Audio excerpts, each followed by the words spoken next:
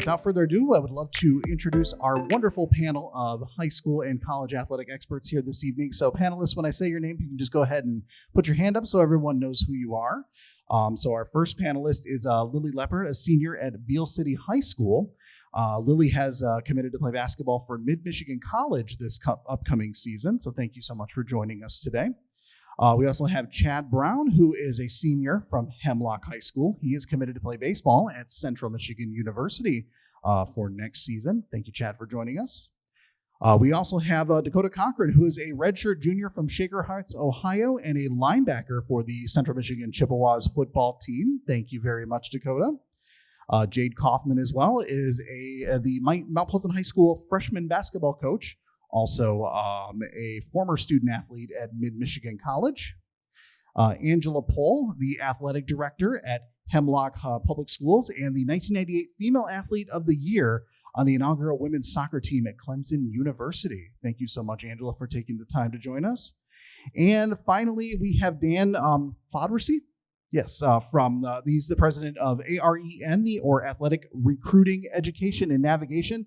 They are an organization providing consulting services to student athletes and their families to help guide them through the college recruitment process. So again, welcome everybody. Thank you for joining us. And Dan, I actually want to bring the first question to you. Oh, I'm sorry. We do have one more panelist as well. Satori Griffin. She is a graduate of Mount Pleasant High School and a former college athlete at Mid-Michigan College and Central Michigan University as well.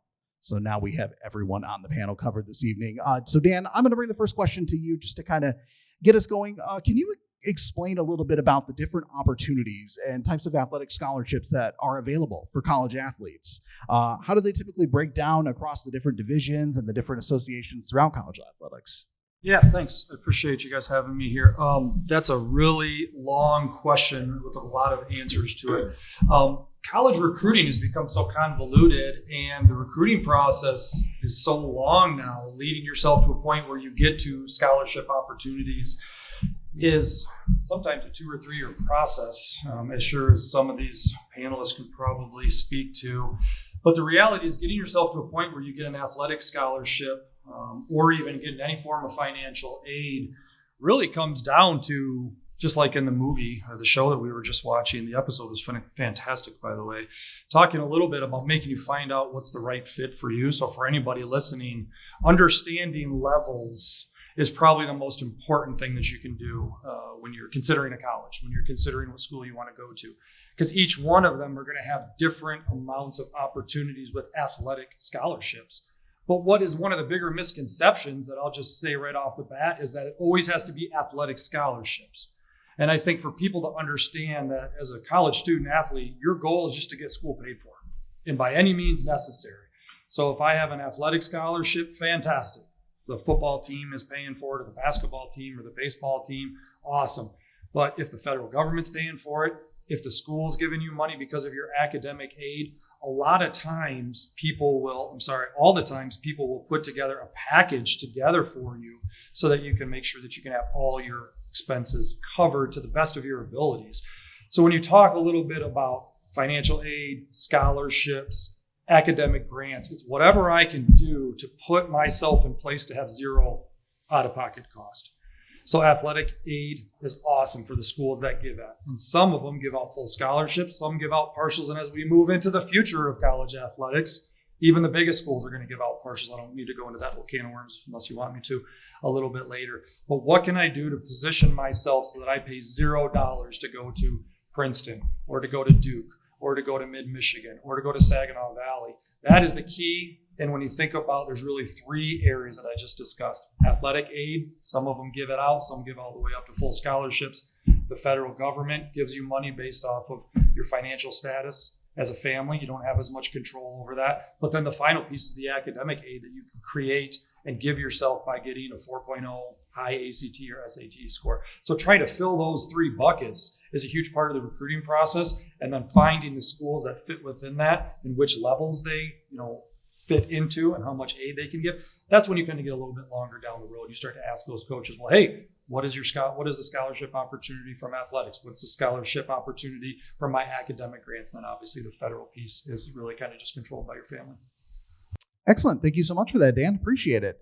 I'm going to turn to the athletes at the table now. We will go ahead and start with you, Lilly. So in the film, we see how Ashley sometimes struggles with dealing with communication on the court and with her teammates and coaches. So for you, and I'll open this up to all the athletes at the table as well, how do you handle team communication during a game, and what do you do when you start to feel that communication potentially breaking down? I think it might be kind of hard to communicate during a game because it gets so hectic and it might come across wrong to your teammates. So I think after the play, like once the play stopped, just saying, "Oh, kick the ball out next time." I wasn't trying to yell at you, but it just gets hectic in the moment. So clarifying afterwards and making sure that the point gets across, but not in a bad way. Dakota, I want to talk to you. Was there a moment in your life where you realized that you wanted to play college sports, or you felt like, I'm going to be a college athlete? This is something I really want to do. Can you kind of talk me through how you came to that realization? The moment when my mom said that her biggest goal in life is just to see me graduate college, and her explaining her loans that she owes still to this day, and knowing that I already don't have the financial sustainability as it is, that's when I knew I had to do something to get school paid for free. So when that moment hit, I realized I had to lock in and do all on grades and my craft to get a scholarship, and that's what happened. Excellent. Anybody else have any thoughts on that as well? You actually saw it in that video. I thought it was fantastic. You saw the ability for the young girl to communicate at the end. And I think when we're talking about the student athletes, and the reason I didn't comment before is because you said only for the athletes. I did write a stationary bike this morning, so I think that puts me in the category of an athlete, so I feel like I can answer the question. But the reality is communication is so important both in playing and in recruiting as well. So for anybody that's interested in it, but then just in general in life, like we're here today, like your ability to communicate is everything. And especially in the world that we're going into where AI and technology is just ramping everything up, for you to communicate and for even, for Lilly to mention that how important messaging is just critical. And I hope everybody understands that, whether you're here, whether you're watching this moving forward, like we have to keep ramping up communication. And I think the recruiting process is fantastic for it because it forces communication. You saw the young lady who was sitting there with the Cal coaches, and they're talking about why they want her, why they think she could play. And she was like engaged and in the mix, right? And then here Dakota's telling us this story just a quick hot second ago where he's talking about, communicating with his mom about the reason why he wants to play college ball. Like, I think it's so critical for us to keep enhancing communication in a world where we're constantly decreasing communication. So it's just, I thought that was a really good point, but messaging matters, right? So our ability to get more kids playing sports, I'm a really big advocate for it. Like I think every kid should play sports. And I'm not saying it should be mandatory, but you just hear those two stories right there. And when you start building in communication, I mean, I still talk to Angela to this day. I worked for her, 10 years ago? Angela, is 10 years ago I worked for you or whatnot. And we still talk every once in a while.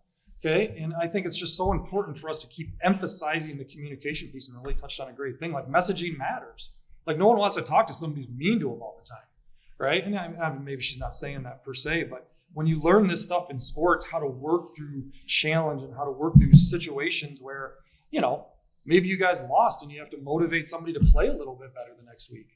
That's a tough situation. I'm sure Dakota will be in it. Like they got a new coach, and learning how to communicate with his new coaches is a huge value piece for him, not to mention the scholarship and other opportunities. And so I just wanted to kind of chime in. I can't stress enough how important communication is in recruiting and how important it is as a student athlete, and then how that more than anything is going to carry over to your life, especially with the world that we're heading into with AI and technology taking over, which is really in some ways kind of depressing communication.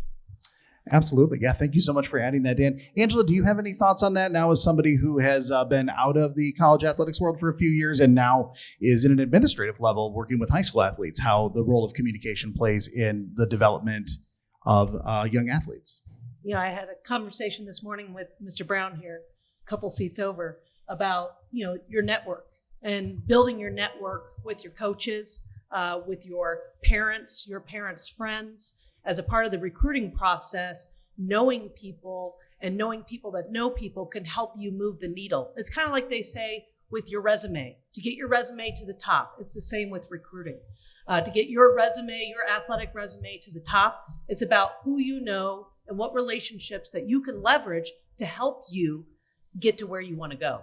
I'm doing that right now with my son, who's a junior in high school. We're starting that process right now, and I am picking up the phone, calling all my college AD friends and saying, hey, send an email to your coach. Might you, nudge your coach to take a look at him? So yeah, to Dan's point, communication, your network, relationships, how you carry yourself, wherever you're at, those coaches, they pay attention to that. They really do. So that's important, to carry yourself, be respectful with officials, adults, fans, and your teammates. So yeah, thank you. Excellent. Thank you so much for adding that point, Angela. Appreciate that. Yeah, communication, a huge aspect. And you touched on this a little bit earlier, Dan, related to communication, technology, and the ever evolving. It started with social media a few years ago, becoming a huge part of a lot of athletes' story, and now you're talking about the role of AI. So I want to talk specifically to Chad here. You're a senior getting ready to play college ball. So how has technology impacted your performance and your experience both as a high school athlete and as a college recruit? And would you say overall technology has helped you, or has it been more of a challenge in your journey to get to where you are right now? Has definitely helped. So there's this, I'm a pitcher, right? So there's this thing called track cam, and it tells you your spin rate, your speed, how your ball's moving.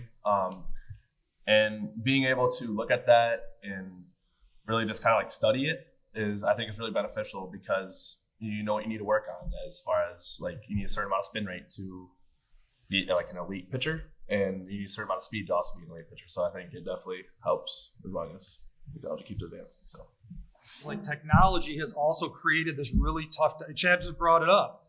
I mean, who's to say he's not an elite pitcher, right? And maybe he is, but I think we also now have all this technology in front of us, and it says, okay, well, Bryce Underwood throws or runs the 40 in this, so I either have to be this to be like them. And that's also creating these comparison challenges that I really hope a lot of young people, especially, but parents are the worst at it, by the way. And I talk to parents mostly, like, you got to stop comparing the data, though, because there's a lot of factors that come into Chad and his ability for spin rate, because he's also tall. Well, how tall are you, Chad? 6'6". Okay, 6'6", and you're a pitcher on the mound. Your ability to create leverage on the mound and create spin rate is different than a kid who's 5'9", right? So the kid who's 5'9" can't become 6'6". And I'm going to his point about how important it is, and he's right, but you also have to balance it. Like, okay, we can look at this and like we can look at data, but we're becoming so data driven and so technology driven that we're forgetting about the basic fundamental piece of just developing and getting to my ceiling is what I talk about all the time, right? So again, for anybody that watches this or the people here, like your job as an athlete is to get to your ceiling. And I don't know what your ceiling is. Like I was really fortunate to play at a really good program. And I played with a guy by the name of John DeGiorgio, who played in the NFL and picked off Tom Brady and made a lot of tackles. John DeGiorgio's ceiling was here and mine was here. Okay. And fortunately for us, we both got there. We won a lot of games, and then he went on to have a great career. So I think it's really important, especially for the athletes here, but anybody listening, like you also have to be very careful with all this technology and data, because it'll mess your mind up. Okay. And I'm a football guy, but I watch a lot of sports. So the NFL Combine just goes on, and guys run 40s and guys do pro agilities. And in high school, it's the same thing. And it's like, okay, well, I get calls from families all the time, like, I have to run 4.4 or else. And I'm like, says who? Like, what are you talking about? But we get in our mind with all this data and technology. So Chad's 100% right, but you have to balance it out with what is your ceiling. And that fundamentally comes down to people that you can trust that can tell you what your ceiling is. Your high school coach, your club coach, your travel coach, or like in Dakota's instance, the college coach, okay, and all the rest of the college athletes here. You got to trust the people still to go. We're too data driven, too much technology driven. We got to bring the pendulum back. Satori, I want to talk to you for a moment here about, I see you've been on several teams throughout the course of your high school and college career, and we know people come and go, people graduate, moving schools, moving organizations. In team chemistry is such an important part. We saw it in the film, and we see it not only in athletics, but also just in life in general. How do you maintain team chemistry as your teams that you're a part of are ever evolving? And what are some of the pieces of advice you might give to young folks as they continue to meet new teammates and get involved in new teams, maybe with new styles of play, new coaches, whatever that might be, for how to not just fit in, but how to take a leadership role on an ever-evolving team? I would say like maintaining chemistry just by like continuously like reaching out, staying in contact with people, even if like they do end up being on a different team or transferring out. And that's how you maintain contact. But I would say just like come in, like you have to like, if you want to have a leadership role, you have to speak up, you have to stand out, you have to like want to be here, and people have to notice that, I would say. Excellent. Thank you. Anybody else have anything to add about team chemistry? Anything that sticks out to you in your time? I played at Satori for a couple of years, and I feel like we did a really good job of doing stuff outside of basketball, whether it was team dinners, team bonding activities, going to other sports games and watching stuff together. Like, it's really important to get to know your teammates on a different level other than basketball, because that really helps you connect and communicate during the game. Wonderful. Thank you so much for that. Appreciate it. So Jade, we're gonna talk to you real quick about your role being a coach. I know you're a freshman basketball coach at Mount Pleasant, and we see a lot of what coaches do on the court, on the field. You know, the role the coaches play in the athletes' lives there, but we know that many athletes have relationships with their coaches that go beyond just the court. Can you tell me a little bit about what that looks like, and how do you support your players, not just on the court, but also beyond that as well? Yeah, I just think as a coach, it's super important to like value your players' lives outside of basketball or any other sport that you're coaching them in.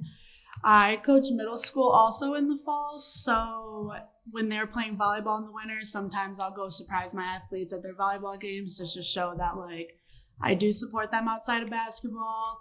Also making sure to keep up with like their academics. I've coached girls that have played travel volleyball, travel soccer. So just always checking up to making sure that they're accomplishing in those things, succeeding, and just showing that I care so much more than just the sport that you're playing for me. And I just think that it's good for kids to be able to know that I'm there for them just more than basketball. Like I'll text girls separately wanting to get in the gym or just like asking how they're doing constantly. I just think it's super important. Excellent. Thank you. Dan, I want to talk a little bit about the recruitment process and how that works, and thinking about students and their families getting started in this process. So can you talk a little bit about what are some of the steps a student athlete or their family might take if they are looking to get noticed by a college program, be recruited? And similarly, can you talk about what are some of the most common mistakes athletes and their families might make throughout that process? Great question. And I think real quick, I just want to go back to what Tori said about, coaches now are in this really weird place, in my opinion, that they do so much for the kids now and they get criticized more than ever. And I think when you go back to when I played, air quotes, back in the day, right? I played in the 90s and the early 2000s. Our coaches didn't do anything for us, and no one ever criticized them or questioned them. And I think it's really us parents have to be a little careful kind of pushing the line too much, because Tori's really, I've never seen so many coaches do stuff for their players. We didn't do any of that. Nowadays, and I can't speak for Dakota, but I know a lot of these big time programs, they do so many things like in camp, right? Like you guys will do events at night or something like that at the end of the day. Like we never did any of that. It was meetings, football, and then go and get ready for tomorrow. And no one ever complained. And now these parents, just like Tori's saying, like the coaches are so involved. They're having kids over for dinners. And then the parents call and say, why isn't my son or daughter playing? I think we parents have to be careful with that. We're walking a very fine line where we are getting too involved. Okay, I just did a great session on this with some coaches in the state of Michigan, and we talked about the parent in the huddle. Like, I don't even know if my dad ever talked to the coach, or my mom might have, because she was crazy. But the reality is, like now, like me and my wife are the same way. We feel so entitled sometimes to reach out or email the coach, but a lot of it is the coaches open that up. Because we want to be involved, we want to be engaged. And I caution coaches, be extremely careful with that. Your job is to coach and develop, and they're going to do that. Having them over for dinner and all those things are fantastic, but let's make sure that we're creating good boundaries, especially for the parents. Okay, because I think our coaches now do more than ever, and they also get criticized more than ever. I'm sorry, I had to throw that in there because that was a really good point. It was a phenomenal point to talk about. But the reality of the recruiting process needs to start with one thing, and we need to get back to this. We've gotten away from about 10 years ago, this switched and pivoted. Okay, and it's kind of why I started an entire company around it. 10 years ago, the high school coach or the club coach in many sports, or AAU in many sports, was the first point of contact in the recruiting process. Okay, now the kids and the families are. Okay, and if we want to correct recruiting for anybody that listens to this, go talk to your coach and say, where can I play at the next level? And I don't even care when you do it. You could be an incoming 8th grader as a 9th grader. You could be played JV last year. You could play varsity. You could be the best player on your team, just like that young lady was from the video. Okay, but you need to sit down with somebody who's seen you develop every single day. Where can I play when I get to my potential?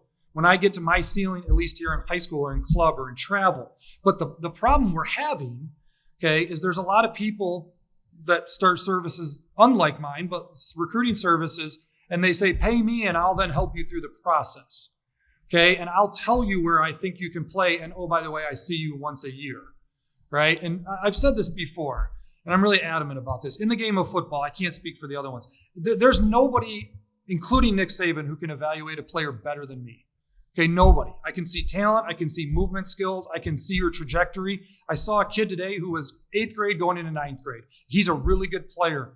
But the reality is I saw him once and I'll never see him again. Okay, and his high school coach is going to see him every single day for the next 5 years.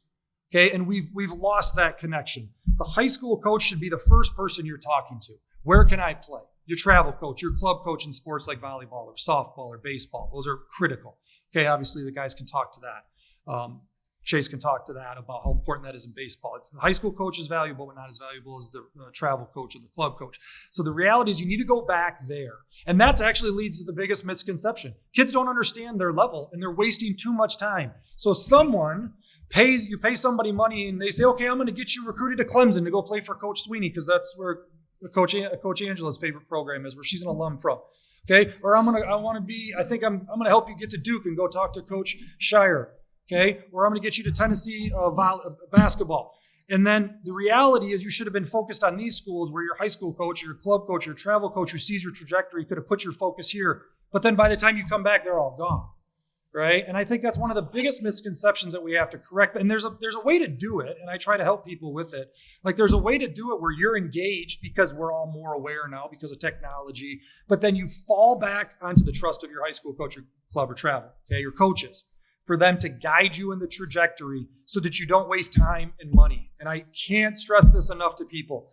Like, more valuable than money is your time. Your time is so valuable. And I beg people all the time, okay, why are you going to the Badger camp?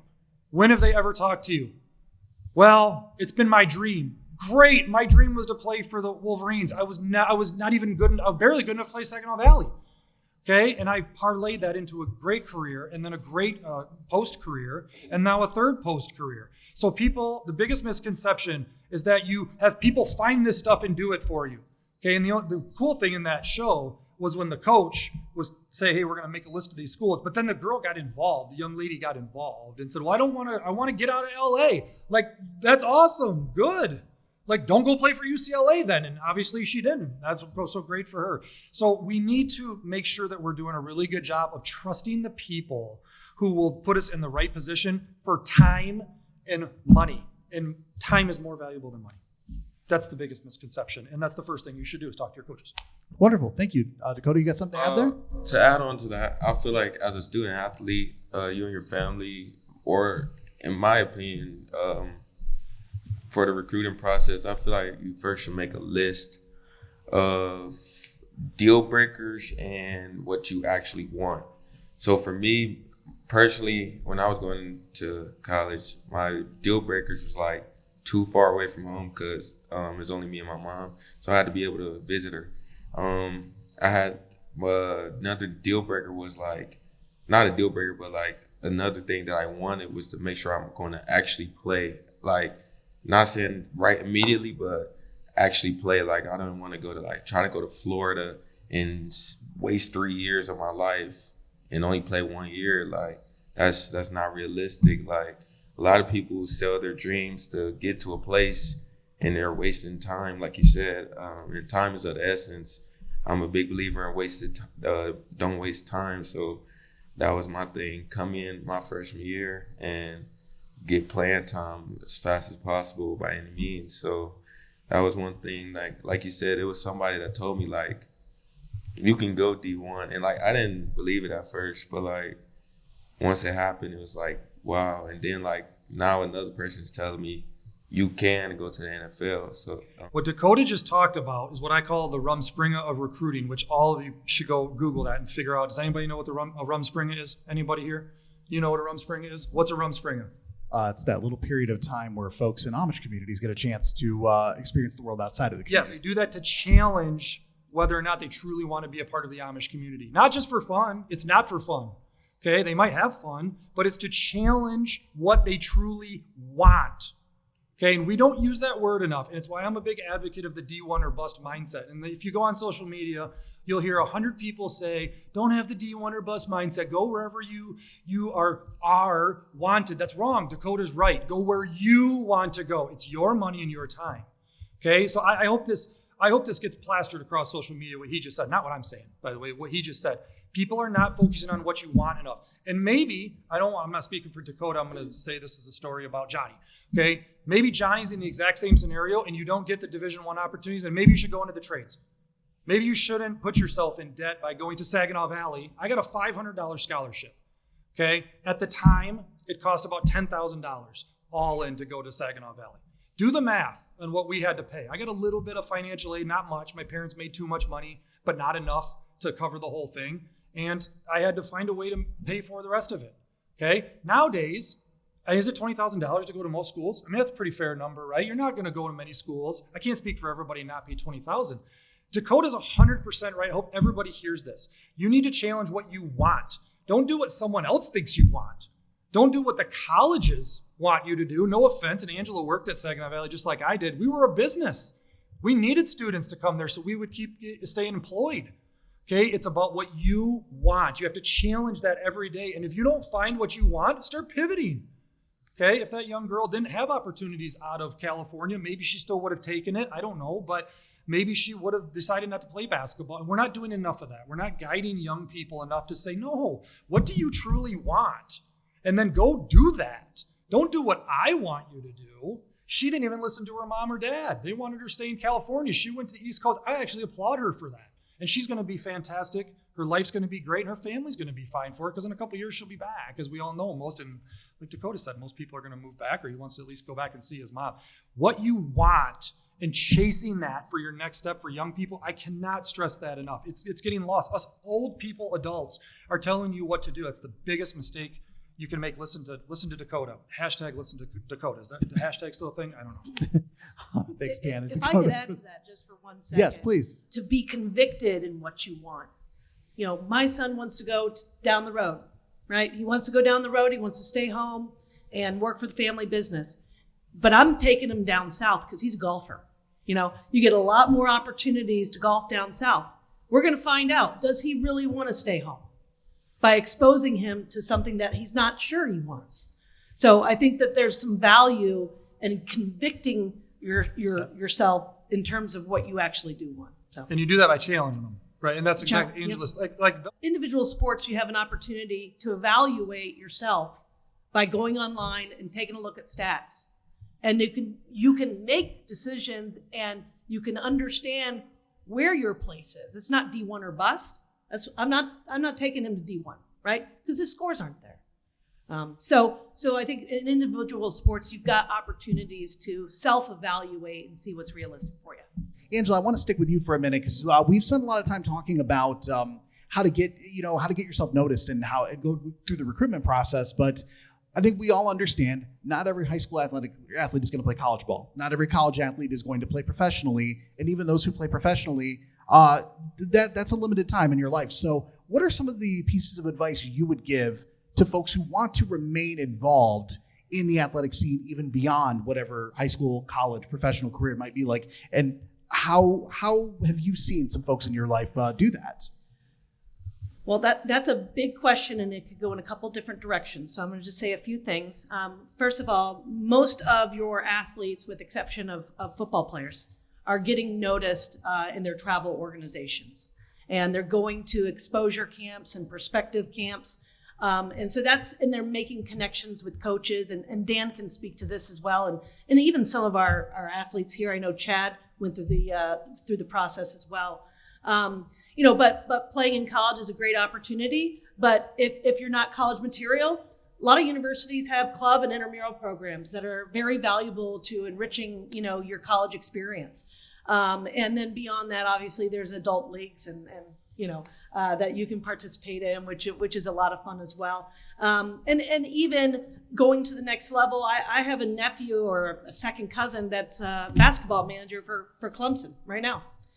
So there's opportunities to stay involved with athletics by participating in game day management, athletic administration, working as a graduate assistant in programs. So there's many meaningful ways to stay involved and be around college athletics and still have that satisfying feeling, for sure. This is a $1 billion organization, operation, whatever you want to call it, that is even outside of the playing field, right? I mean, I just did a great piece for my members about the first woman Division I general managers down at College of Charleston.